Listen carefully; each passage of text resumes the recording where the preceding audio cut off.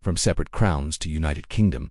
How and why Scotland joined the Union. The year 1707 marks a pivotal moment in British history.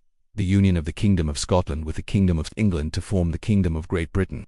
This wasn't a sudden event, but the culmination of centuries of complex interactions, rivalries, and shared destiny. Understanding how, why, and when this union occurred requires delving into the deep historical currents that shaped both nations. The long road to union, a history of rivalry and intertwined fortunes for centuries before 1707. Scotland and England were often more adversaries than allies, marked by the shifting alliances of the Old Alliance.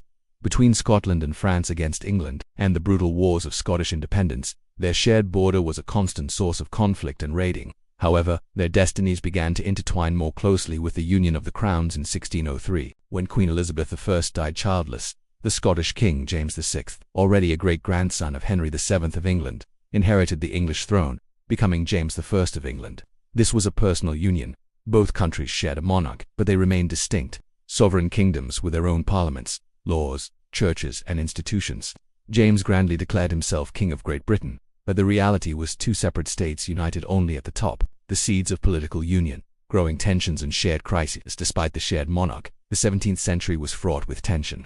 Religious differences, Presbyterian Scotland versus Anglican England, economic competition, and differing political allegiances during the English Civil War, where Scotland initially sided with Parliament before supporting Charles II, consistently highlighted the awkwardness of the personal union. English policies, such as the Navigation Acts, which restricted colonial trade to English ships, severely hampered Scotland's economic ambitions. Scots felt marginalized and disadvantaged by policies made in Westminster that benefited England at their expense.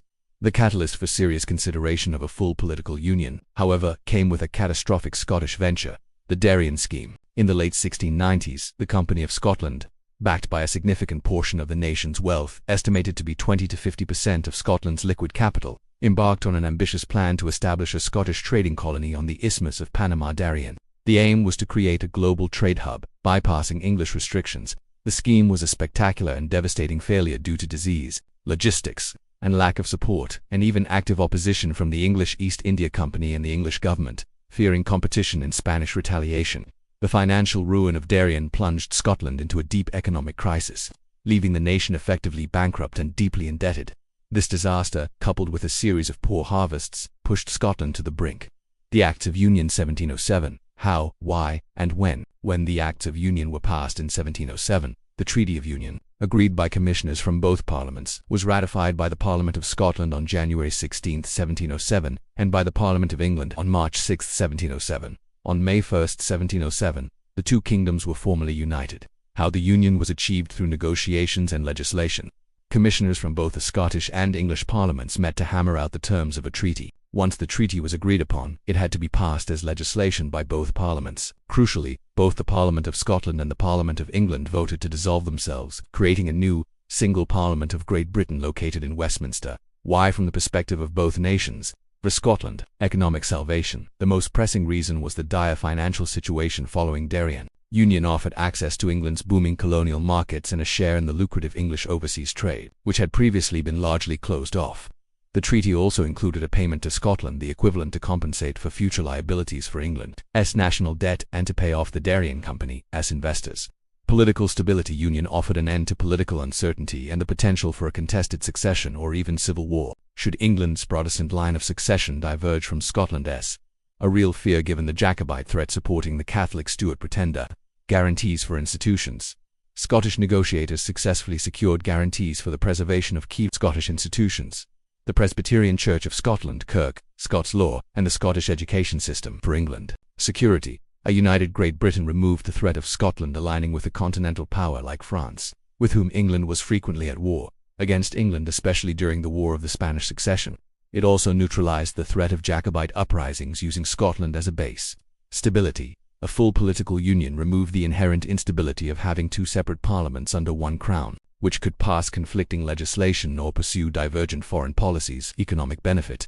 While Scotland was in dire straits, access to Scottish resources, manpower, and strategic ports was beneficial to England's growing empire. The process was not without controversy in Scotland. There was significant popular opposition, with riots in Edinburgh and Glasgow. Critics decried the loss of Scottish sovereignty, feeling that the nation's independence was being sold. However, a combination of financial incentives, The economic devastation from Darien, the promise of free trade, and political maneuvering including outright bribery of some Scottish nobles ultimately swayed enough votes in the Scottish Parliament. The aftermath and legacy. The immediate aftermath of the Union was mixed. Initial economic benefits were slow to materialize for ordinary Scots, leading to continued resentment. However, over the 18th century, Scotland experienced a period of remarkable economic growth and intellectual flourishing known as the Scottish Enlightenment. Scottish merchants, bankers, and industrialists thrived within the larger British imperial market. Scots played a crucial role in the development and administration of the British Empire, contributing significantly to its military, intellectual, and economic might. While a distinct Scottish identity persisted, a broader British identity also emerged, particularly in response to external threats like the Napoleonic Wars. Scotland retained its unique legal system, educational framework, and national church, ensuring a continuous sense of distinctiveness within the larger Union. Today, the 1707 Union remains a subject of intense debate, particularly with the rise of Scottish nationalism and calls for independence. Yet, its legacy is undeniable. It fundamentally shaped the political, economic, and social landscape of both Scotland and the United Kingdom, forging a powerful nation whose history is inextricably linked to that defining moment over 3 centuries ago.